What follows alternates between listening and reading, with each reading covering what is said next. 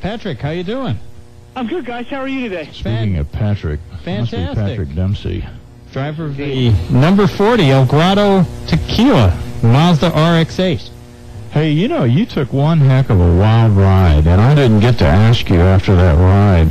It looked like me. You kept your foot in it the whole way. Was that around turn 9 that you did that? Yeah, I kept getting held up by the Corvette, and I tried to go around the outside of 9, and I just put my foot in it. There's just no way you could do it. So you get caught up in the marbles, and then there's just no grip, and you shoot off, into the sand. So there was just nothing I could do. Yeah, but we're not talking 20 feet. Yeah, no, I tried it, and then I got pushed out with a DP. And so I learned. I mean, it was a great race in the fact I learned a lot what not to do in that corner. Yeah, that's what racing is all about, in part. But so you learned not to do that, and you came back on the track, did kind of a half loop, and you're sitting there going, what at that point? I should have kept my foot in it and just came out around the corner out of 10 and just straight line 10 and just got back on track. That's where I made my mistake. Otherwise, it would have been fine. Luckily, I didn't go a lap down there. We stayed on the lead lap.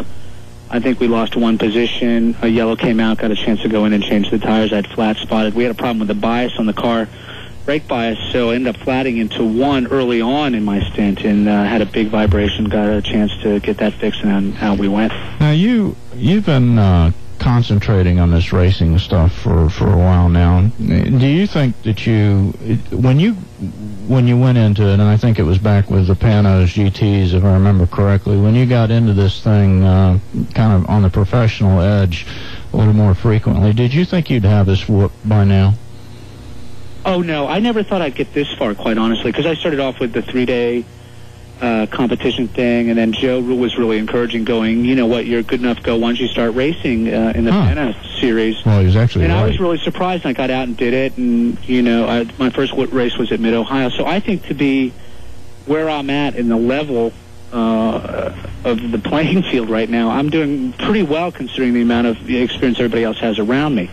It's going to take a lot more work physically, mentally, and just economically to get there, but I think as a team, we're growing. We're getting stronger and stronger each week. We've had 3 top 10 finishes in a row, so that's good. We're building on that. Yeah. So I'm happy where we're at. I wish I had a better. I could have had a better result this weekend had I not made those mistakes. But in the end, I think the long-term gain from those mistakes will be beneficial the next time I go back to that track. It was the first time I raced at Laguna Seca. Well, as an observer, and wanted to finish, I did. So I learned a lot, and we'll see what happens next. As an observer, you've come a long ways in the last couple of years. It's really kind of fun to watch a driver learn and mature as a racer.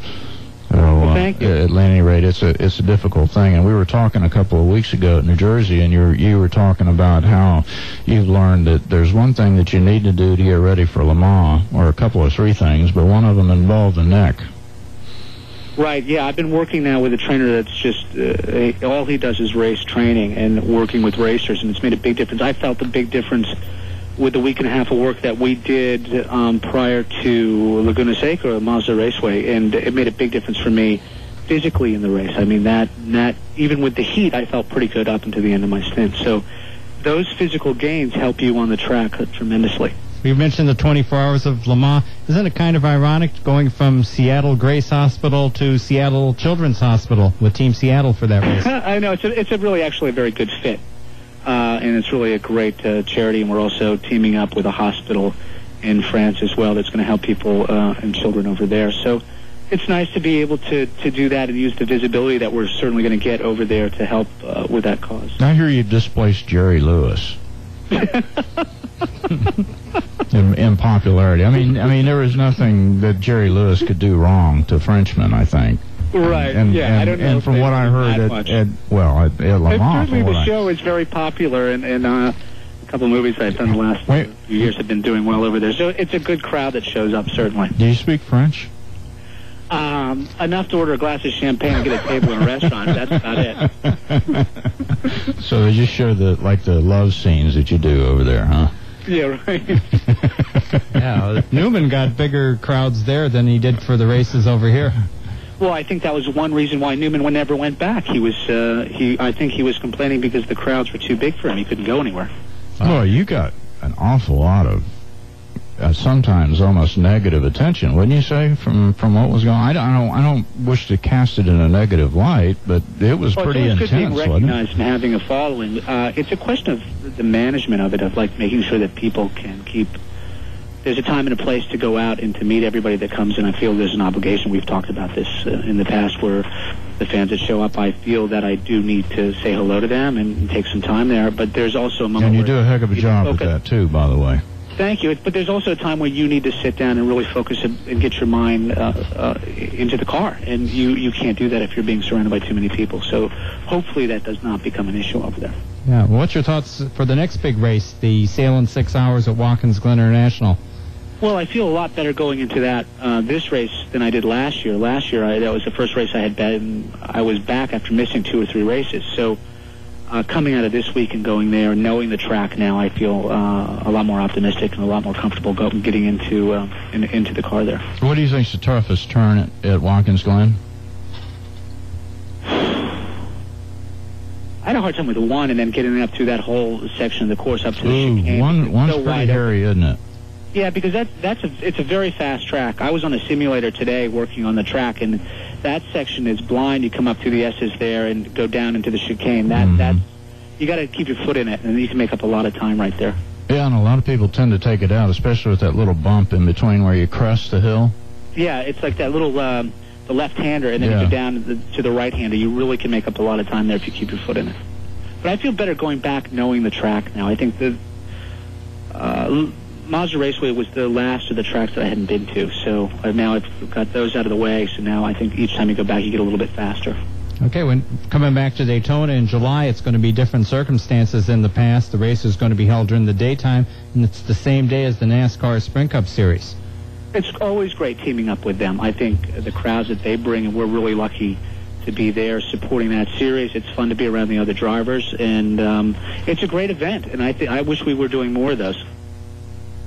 And the other race coming up is Mid-Ohio in June. That's always a fun event. Brings out a lot of fans. Talk about a technical track, man.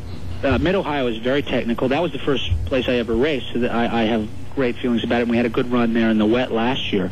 I think, hopefully, they've worked on the track a little bit because it was like ice when it rains. It was very difficult to get around. Does it rain? Track. Once again, another track with great history. Great area, beautiful location. Does it rain? And great fans. There's a lot of fans that show up to that race. Doesn't rain tend to follow you around? I don't mind the rain, though. See, I like it. The car's a lot cooler. That's one thing. When you got out of New Jersey, you were smiling quite broadly. Oh, yeah. I mean, I have a blast anytime I get a chance to go racing. I'm very fortunate to be a part of the series and to be racing at this level. So every day at the track's a good day.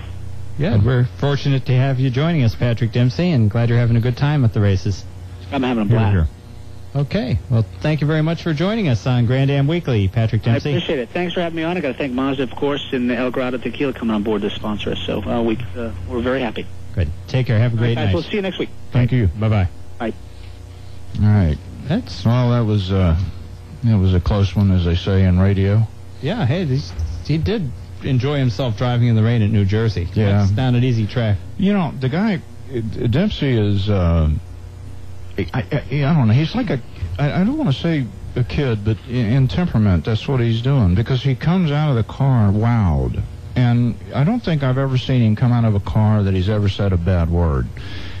He's smiled, he's enjoyed himself, and yet he's approaching this whole thing with a very serious level of dedication to improving himself. And many a time we've wondered what makes race car drivers tick, and that's not entirely different with Patrick, because I wonder sometimes what makes him tick, because certainly he could do any number of other things with his leisure time other than go racing, and yet he does it, and he does it quite well, though.